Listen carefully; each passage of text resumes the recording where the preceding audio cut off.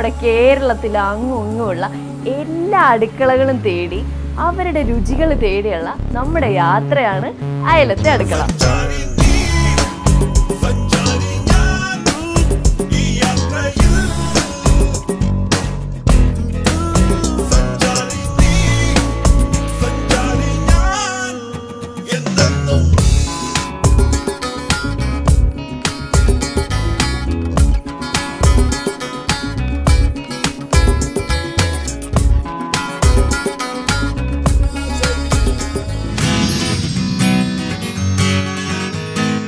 രസകരമായ കാര്യങ്ങൾ അല്ലെങ്കിൽ അയലത്തെ കാര്യങ്ങൾ അറിയാൻ ഒരുപാട് ആകാംക്ഷഭരിതരാണ് നമ്മൾ ഓരോ മലയാളികളും.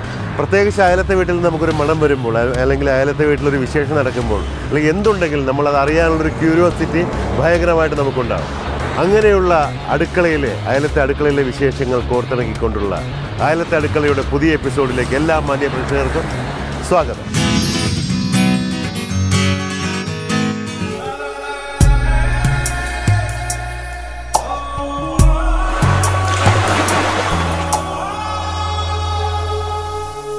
പാലക്കാട് നഗരത്തിൻ്റെ ഹൃദയഭാഗത്തുള്ള ഒരു ഫ്ലാറ്റിലാണ് നമ്മൾ പോകുന്നത്.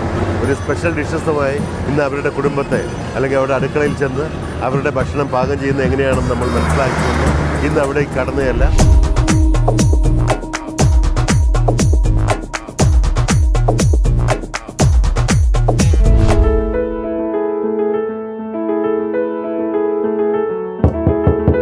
യെസ്, നമസ്കാരം. എല്ലാവരും ടി വി കാണുന്ന തിരക്കിലായിരിക്കുന്നു തോന്നുന്നു അല്ലേ? നമസ്കാരം. എല്ലാവരും പരിചയപ്പെടുത്തുക. ആദ്യമായിട്ട് പേര് സംഗീത. അപ്പോൾ കണ്ടുപിടിക്കാൻ കുറച്ച് ബുദ്ധിമുട്ടിയായിരുന്നു. പക്ഷേ ഫ്ലാറ്റ് ആയതുകൊണ്ട് ഒന്നാമത് വളരെ തിരക്കുള്ളൊരു ഏരിയയാണ്. ഒരു മാർക്കറ്റിനകത്തായതുകൊണ്ട് നമ്മൾ മാർക്കറ്റിനകത്ത് വന്നാലും വണ്ടിക്കകത്ത് നിന്ന് പുറത്തു പോകാൻ പറ്റാത്തൊരു സിറ്റുവേഷനാണ്. അപ്പോൾ ഒരു വിധത്തിൽ ഇവിടെ എത്തി. ആരാണ് കുക്ക് ചെയ്യുന്നത്? ചേട്ടനാണോ ചേച്ചിയാണോ?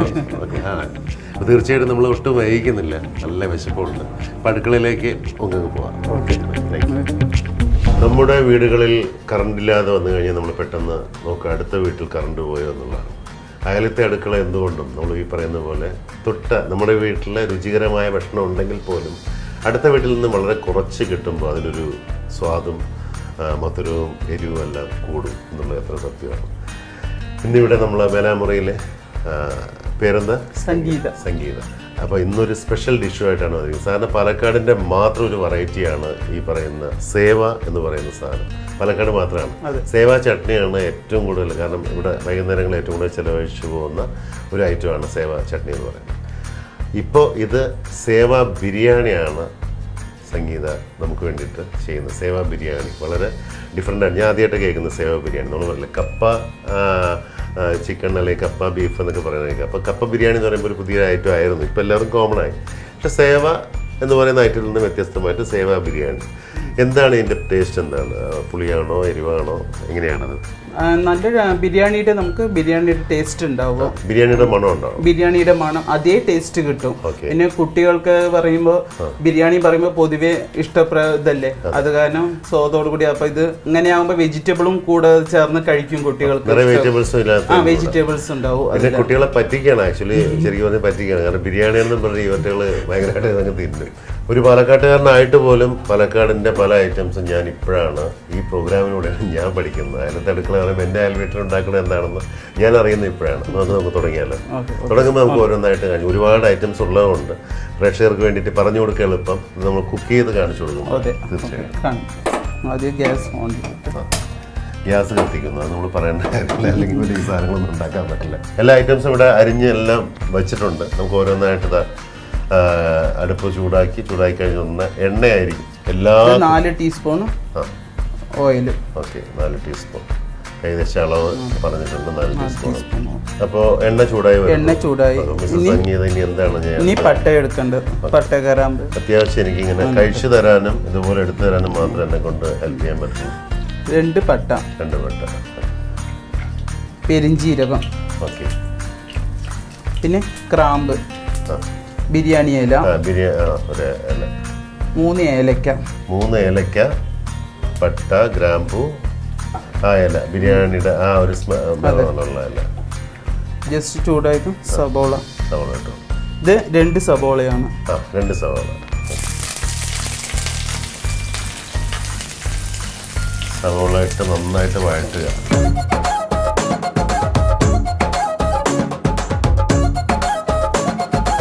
ഇത് ചുവന്ന് വരുന്ന സമയം നമുക്ക് ഇഞ്ചി വെളുത്തുള്ളി പേസ്റ്റ് ഒന്ന് അരച്ചെടുക്കാം.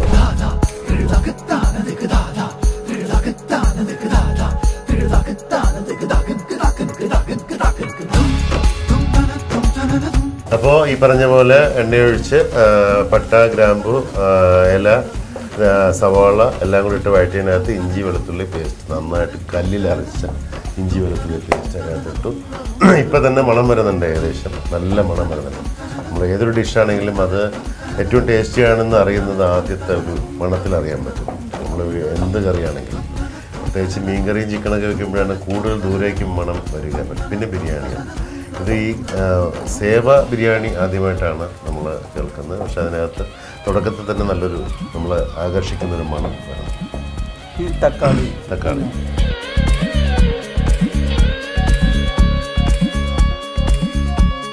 തക്കാളി ജസ്റ്റ് ഒന്ന് വേണ്ട വഴറ്റിയ തോന്നും അല്ലേ? ആവശ്യമില്ല, ഇതിന്റെ വെള്ളം അതിന് ആവശ്യമുള്ളതാണ്. ഇനി എന്താ വേണ്ട? ഇനി ക്യാരറ്റ്.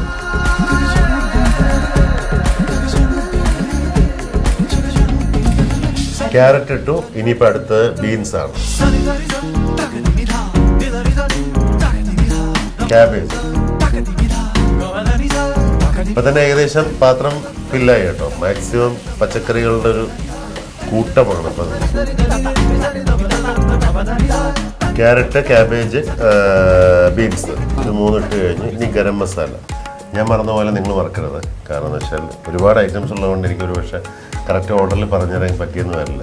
കറക്റ്റായിട്ട് പറഞ്ഞു തരും സംഗീത. മല്ലിപ്പൊടി 1 ടീസ്പൂൺ, ഗരം മസാല 1 ടീസ്പൂൺ, മല്ലിപ്പൊടി 1 ടീസ്പൂൺ, മഞ്ഞൾപ്പൊടി വളരെ കുറച്ച്. വെജിറ്റബിൾസ് എല്ലാം ക്യാരറ്റ്, ക്യാബേജ്, ബീൻസ് എല്ലാം ഇട്ടതിന് ശേഷം ഗരം മസാല, മല്ലിപ്പൊടി, മഞ്ഞൾപ്പൊടി വളരെ ചെറുതായിട്ട് മഞ്ഞൾപ്പൊടി ഇതെല്ലാം ഇട്ട് ശരിക്കൊന്ന് വഴറ്റിയെടുത്തതിന് ശേഷം ഇനി എന്താ? പച്ചമുളക്, തൈര്. അതിനകത്ത് സാറിന് അങ്ങനെ ബിരിയാണിയിൽ തൈര് മിക്സ് ചെയ്യും? തൈര് മിക്സ് ചെയ്യും. എനിക്ക് ബിരിയാണി വയ്ക്കാൻ അറിയില്ല എന്ന് കരുതി ബാക്കിയെല്ലാം അറിയുമെന്നല്ല. അത് ചെറുതായ ഒരു പുളിപ്പ് കിട്ടാൻ വേണ്ടിയിട്ടാണ്. പിന്നെ തേങ്ങ ചിരവിയത്. ഇതിന് ഈ മസാല കൂട്ടിന് ആവശ്യമുള്ളത് മതി. വർക്ക് ചെയ്യുന്നുണ്ട്? എവിടെയെങ്കിലും വർക്ക് ചെയ്യുന്നുണ്ടോ? ടൈലറിംഗ് ആണ്. വീട്ടിൽ തന്നെ ചെയ്യുന്നത്. ടൈലറിങ്ങിൻ്റെ ഇടയിൽ ഇങ്ങനെയുള്ള വെറൈറ്റി കുക്കിംഗ് ഒക്കെ പഠിച്ചത്. പച്ചക്കറികളും എല്ലാ ചേരുവകളും ഇപ്പോൾ ആയിട്ടുണ്ട്. എല്ലാം വഴറ്റി നല്ല ഒരു പരുവമായിട്ട് ആ മണം വരുന്നുണ്ട്. മണം വരുമ്പോൾ തൊട്ടപ്പുറത്ത് പൂച്ചയുടെ ശബ്ദം കേൾക്കുന്നുണ്ട്. അപ്പോൾ ചിക്കനാണെന്ന് തെറ്റിദ്ധരിച്ച് വന്നിട്ടുണ്ട്. അതേപോലെ തന്നെയാണ് കുഞ്ഞുങ്ങളെയും എന്നാണ് നമുക്ക് പറയാനുള്ളത്. ഇനി എന്താണ് വേണ്ടത്? ഇനി മല്ലിത്തല. അപ്പോൾ ഈ സേവ എന്ന് പറയുന്ന ഈ നൂഡിൽ പോലത്തെ ഈ ഇടിയപ്പം തന്നെയാണത് ആക്ച്വലി. ഇത് ചട്നിയാണ് കോമ്പിനേഷൻ. പക്ഷേ ഇത് നമ്മൾ പറയുന്ന പോലെ ഇതിന് വേറൊരു വെറൈറ്റി ആയിട്ടാണ് ഈ ബിരിയാണി ഉണ്ടാക്കുന്നത്. അപ്പോൾ ഈ സേവയാണ് ഇനി ലാസ്റ്റ് ഇടാൻ വേണ്ടി പോകുന്നത്. നല്ല കളർഫുൾ ഡിഷാണ് കേട്ടോ. അത് ചുമ്മാ പറയുന്നതല്ല. നിങ്ങളിത് കഴിയുമ്പോൾ ഒന്ന് വഴറ്റി വരുമ്പോൾ കാണാം. ഇതിന് ഇനി അടുത്തത് സാൽന കറി, ഒഴിച്ച് കഴിക്കാനുള്ള കറി. ഓൾറെഡി ഇതിനകത്ത് കറി ആവശ്യമുണ്ടോ?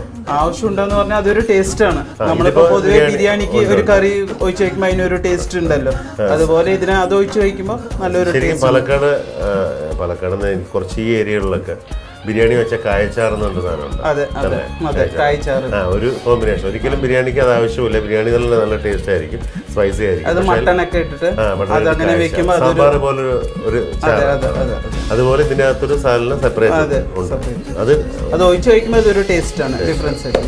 അപ്പോൾ ഇത് കഴിഞ്ഞ സാലിന കറിയും കൂടെ നമുക്ക് കോമ്പിനേഷൻ ആയതിന് ശേഷം ആ ഐറ്റം എടുത്ത് നമ്മൾ കഴിച്ച് കാണിച്ചു തരുന്നതായിരിക്കും.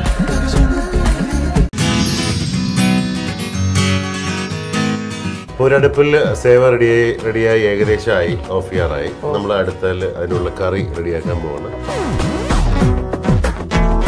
തേങ്ങാക്കൊത്ത എള്ളും നിലക്കണം. സേവ നമുക്ക് നിർത്താം. സേവ ഓഫ് ചെയ്യണം. സേവ ആയി കഴിഞ്ഞു. അരയ്ക്കാനുള്ളതാണ് അല്ലേ? അത് മിക്സിയിൽ അരയ്ക്കാൻ വേണ്ടി അത് മാറ്റി വെച്ചു.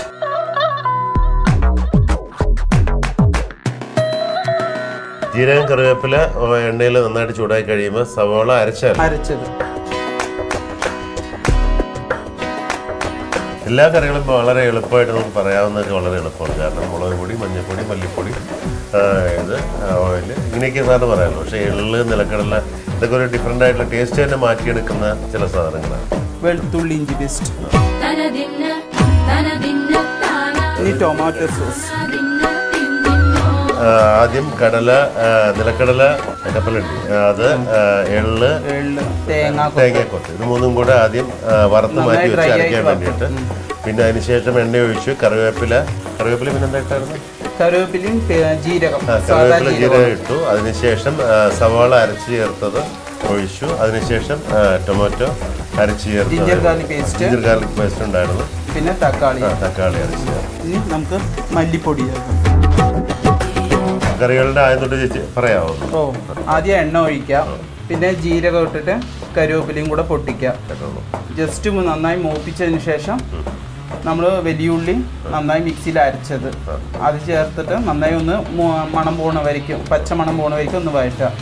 അതിനുശേഷം ജിഞ്ചർ ഗാർലിക് പേസ്റ്റ് ഇടാം, അതും കൂടെ ഇട്ടിട്ട് നന്നായി ഒന്ന് വഴറ്റിയതിന് ശേഷം നമ്മുടെ തക്കാളി മിക്സിയിൽ നന്നായി അരച്ചത് മിക്സ് ചെയ്യാം. എല്ലാം അരച്ചതാട്ടോ, അരച്ച കറിയാണ്. മൊത്തം സാധനങ്ങളും അരച്ച് ചേർത്തിട്ടുള്ള, അത് നാച്ചുറൽ സാധനം, ഒന്നും റെഡിമെയ്ഡായിട്ട് വെച്ചു. പിന്നെ മല്ലിപ്പൊടി ഇട്ടിട്ടുണ്ട്, അതിൻ്റെ കൂടെ ഗരം മസാല. ശരിക്കും ഒരു നോൺ വെജിൻ്റെ ഫീലാണ് ഇവിടെ നിൽക്കുമ്പോൾ. കാരണം ആ മണവും എല്ലാം രണ്ടായിട്ടും, അതും കറിയും അതേ ടേസ്റ്റ് തന്നെയാണ്. പിന്നെ ആവശ്യത്തിന് നമുക്ക് എരിവിന് ആവശ്യം പോലെ മുളക് പൊടി. മുളക് പൊടി സാധാ മുളക് പൊടിയാണോ അതോ കാശ്മീരി ആണോ? അല്ല സാധാ മുളക് പൊടി. സാധാ മുളക് പൊടി. സാധാ മുളക് പൊടിയാകുമ്പോൾ കുറച്ച് മതി. ഈ കളറിന് കൂടുതലാണെങ്കിൽ കാശ്മീരി മുളക് പൊടി ചേർക്കാം. മുളക് പൊടിയൊക്കെ ഇവിടെ അരച്ചെടുക്കുന്നതാണോ അതോ അരച്ചെടുക്കുന്നത്? മില്ലിൽ നിന്ന് മുളക്. പിന്നെ ആവശ്യത്തിനുള്ള ഉപ്പിടാം. പിന്നെ കഴിഞ്ഞ ശേഷം ആവശ്യമുണ്ടെങ്കിൽ കൂടെ വേണമെങ്കിൽ ഉപ്പ് ചേർക്കാം അല്ലേ? ഉപ്പ് ചേർക്കാം. അപ്പോൾ കടല, തേങ്ങാക്കൊത്ത്, എള്ള് ഇത് മൂന്നും കൂടെ വറുത്തെടുത്ത് അത് അരച്ച് നമ്മുടെ ഈ പറയുന്ന ഇതിലാക്കി ചേർക്കാൻ പോവാണ്. ശരിക്കും പറഞ്ഞാൽ സാധാ തേങ്ങ അരയ്ക്കുന്നതിനേക്കാളും കുറുകും ഈ ഇതെല്ലാം കൂടെ കടലെല്ലാം ചേർക്കുമ്പോൾ അല്ലേ? പുളിവെള്ളം ചേർക്കാം കുറച്ച്. അപ്പോൾ എരിവും പുളിയും മധുരവും ഒന്നിച്ച് ചേർന്നൊരു കറിയാണ്. എനിക്ക് തോന്നുന്നത് ഈ സേവയുടെ ഇതിനേക്കാൾ കൂടുതൽ ഐറ്റംസ് ചേരുന്നുണ്ടെന്ന് തോന്നുന്നു ഈ കറിക്ക്. ഇനി നമുക്ക് ഒരു ചെറിയ അച്ചുവെല്ല, ചെറിയ ഒരു അച്ചുവെല്ലം എന്ന് പറഞ്ഞു കഴിഞ്ഞാൽ ഒരു കട്ട ചെറുത് മതി. ഒരു കഷ്ണം വെല്ലത്തിനാണ് ഒരു അച്ചു വെല്ലം. ഇവിടെ പാലക്കാട് പറയുന്ന രീതിയാണ് വെല്ലം എന്ന് പറഞ്ഞാൽ. വെല്ലം എന്ന് പറഞ്ഞാൽ എനിക്ക് എല്ലായിടത്തും അറിയില്ല. ശർക്കരയാണ്, പക്ഷെ ശർക്കര സാധാരണ ഉണ്ടയായിട്ടൊക്കെയാണ് വരിക. ഇത് ഓരോ പീസായിട്ടാണ്. ഒരു അച്ച് വെല്ലം എന്ന് പറയുമ്പോൾ ഒരു കഷ്ണം വെല്ലത്തിനാണ് ഇങ്ങനെ പറയുന്നത്. ശർക്കരയാണ് ഉദ്ദേശിക്കുന്നത്. കുറച്ച് മല്ലിത്തലി ഇട്ടിട്ട് കുറച്ചും കൂടെ വെള്ളം ഒഴിച്ച് നമ്മളൊന്ന് അടച്ച് വേവിക്കുക.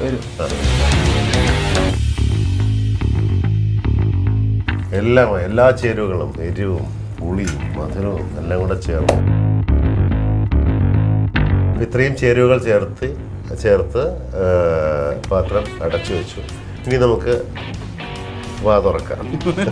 പാത്രം അടച്ചു വെച്ചു. ഓക്കെ, എന്തൊക്കെയാണ് സ്പെഷ്യലായിട്ട് ഉണ്ടാക്കുന്നത് ഇവിടെ കറികളായിട്ടോ അല്ലെങ്കിൽ സ്പെഷ്യൽ ഫുഡ് എന്തൊക്കെയാണ്? ഇവിടെ പറയുമ്പോൾ തമിഴ്നാട്ട് ഫുഡൊക്കെ പുളികറി, അങ്ങനെ വത്തക്കുഴമ്പ് അങ്ങനെയൊക്കെ വെക്കും. പിന്നെ നോണില് ഇങ്ങനെ ചിക്കൻ്റെ ഐറ്റംസ് വെക്കും. പിന്നെ ബിരിയാണി, അധികം ബിരിയാണി. ഞാൻ വേറെ സ്ഥലത്ത് കണ്ടായിരുന്നു, തെങ്കാശി ഒരു ഭാഗത്ത് ബോർഡർ ചിക്കൻ എന്ന് പറഞ്ഞൊരു ചിക്കൻ എന്നുവെച്ചാൽ ആ ബോർഡറിലാണ് കിട്ടുന്നത്.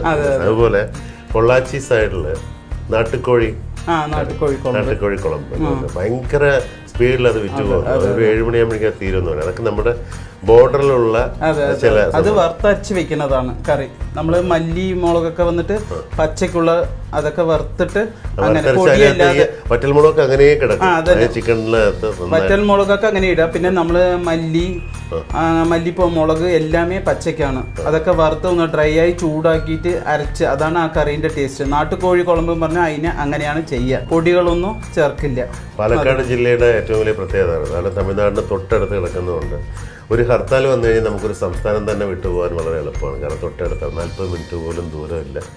അപ്പോൾ എന്തൊരു കാര്യം വന്നാലും ഈ സംസ്ഥാനത്തിന് അപ്പുറം ഇപ്പുറമായിട്ട് പിന്നെ ഒരുപാട് കാര്യങ്ങളിൽ സാമ്യമുണ്ട്. നമ്മൾ തമിഴ് കൾച്ചറിൽ ഒരുപാട് സാമ്യമുണ്ട്. പാലക്കാടൻ കറികൾക്കും പാലക്കാടൻ ഭക്ഷണ രീതികൾക്കൊക്കെ ഈ തമിഴ്നാടിൻ്റെ ഒരു ചായവുണ്ട്. ശരിക്കും പാലക്കാട് തമിഴ്നാടിൽ പെടേണ്ട ഒരു ജില്ലയായിരുന്നു. എന്ന് പറയുന്ന ആ ഒരു അവസ്ഥയിലായിരുന്നു. പക്ഷേ എങ്കിലും നമുക്കറിയാം തമിഴ് കൾച്ചർക്ക് ഏറ്റവും കൂടുതലുള്ള ഒരു ഏരിയയാണ്. എനിക്ക് തോന്നുന്നു കുറച്ച് ദൂരെ നമ്മുടെ കൊല്ലംകോട് ഇവിടെ തന്നെയുള്ള നെന്മാറ കുറച്ച് സ്ഥലങ്ങളിൽ പോയാൽ തമിഴാണ് കൂടുതൽ സംസാരിക്കുന്നത്, മലയാളം. അതുപോലെ തന്നെയാണ് അവരുടെ കറികളിലും അവരുടെ പാചകത്തിലും ഒക്കെ. നോൺ വെജ് കൂടുതൽ വെക്കാറില്ല ഇവിടെ വീട്ടിൽ, അധികം അത് തന്നെ വെക്കാറുള്ളത്. Non veg വെക്കാറുണ്ടോ? മോൾക്കും ഏട്ടനും അധികം അതാണ് ഇഷ്ടം. പക്ഷെ ഇത് പിള്ളേരെ പറ്റിക്കാൻ വേണ്ടി ഇടയ്ക്ക് മോള് ബിരിയാണിയൊക്കെ വേണം പറയുമ്പോ അപ്പൊ ജസ്റ്റ് ഇങ്ങനെ അതെ പെട്ടെന്ന് ആവുമല്ലോ ഇത്. ഹസ്ബൻഡ് എന്ത് ചെയ്യുന്നു? ബസ് മാനേജ്മെന്റ് ആണ്, ആലത്തൂർ വർക്ക് ചെയ്യുന്നു. അപ്പൊ ഇനിയിപ്പോ എടുക്കാറായെന്ന് തോന്നുന്നു.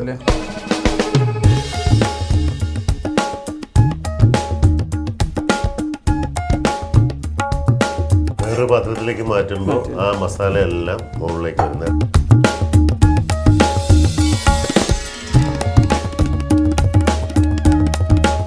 സേവ ബിരിയാണി അല്ലേ? കറി ഇതാ സേവ ബിരിയാണി. ഇതാ നമുക്ക് എല്ലാവർക്കും ആവി പറക്കുന്ന സേവ ബിരിയാണിയാണ്.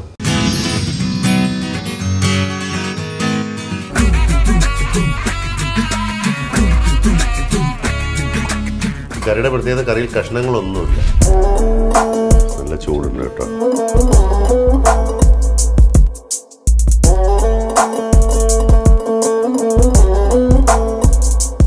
വളരെ നന്നായിട്ടുണ്ട്. വെറുതെ പറയുന്നതല്ല, എന്തായാലും മറ്റേ ആക്ഷനല്ല, പക്ഷെ നന്നായിട്ടുണ്ട്. അസ്ഥലമായിട്ട് ആ കറി കോമ്പിനേഷൻ വരുമ്പോഴാണ് നന്നായിരിക്കുന്നത്. എനിക്ക് തോന്നുന്നത് ബിരിയാണി മസാലയുടെ കൂടി ഈ കറി അതാകുമ്പോഴാണ് ടേസ്റ്റ് വരുന്നത്. എവിടുന്നേം കണ്ടുപിടിച്ചാണോ അതോ? അല്ലല്ല, സ്വയം ചെയ്തതാണ്. ആണോ? ആ വെരി ഗുഡ്. ആദ്യമായിട്ട് ചെയ്യാണത്. അതല്ല, അയ്യോ. അങ്ങനെയുള്ള സ്വയം പരീക്ഷണങ്ങൾ വളരെ നന്നായി. എന്തായാലും നമുക്കത് ആസ്വദിക്കാനും ഈ പറയുന്ന രീതിയിൽ നിങ്ങൾക്ക് പറഞ്ഞു തരാനും പറ്റിയെന്നുള്ളതാണ് ഏറ്റവും വലിയ സന്തോഷം. അപ്പോൾ അയലത്തെ അടുക്കള എന്ന് പറയുന്ന നമ്മുടെ ഇഷ്ട പ്രോഗ്രാമിൽ ഇന്ന് ഇഷ്ടവിഭവമായിട്ട് നമ്മൾ ഇപ്പോൾ ഞാൻ കഴിച്ചത് നിങ്ങൾ ആസ്വദിച്ച് അതെങ്ങനെയാണ് ഉണ്ടാക്കിയിട്ട് നാളെ കഴിച്ചാൽ മതി. സേവ ബിരിയാണി എല്ലാവർക്കും ഹെൽത്തി ആയിട്ടുള്ള, കുട്ടികൾക്ക് ഹെൽത്തി ആയിട്ട് കൊടുക്കാൻ പറ്റിയ വളരെ ടേസ്റ്റി ആയിട്ടുള്ള, കറി കൂടെ വരുമ്പോൾ ഗംഭീര ടേസ്റ്റ് ആയിട്ടോ. പറയുമ്പോൾ ഒരുപാട് ഐറ്റങ്ങളുണ്ട്, പലതുണ്ടെങ്കിലും ഈ പറയുന്ന രീതിയിൽ ഉണ്ടാക്കാൻ വളരെ എളുപ്പമാണ്. അപ്പോൾ നമുക്കിഷ്ടപ്പെട്ട ഒരു വിഭവം തന്നെയാണ് ഇന്ന് സേവ ബിരിയാണി എന്ന് പറയുന്നത്. Thank you so much. എല്ലാവർക്കും വീട്ടിൽ ഉടനെ തന്നെ ട്രൈ ചെയ്യാം. അപ്പോൾ വീണ്ടും അയലത്തെ അടുക്കളയിലെ അടുത്ത ഒരു അടുക്കളയിലേക്കുള്ള യാത്രയിൽ നമുക്ക് വീണ്ടും കാണുന്നവരെ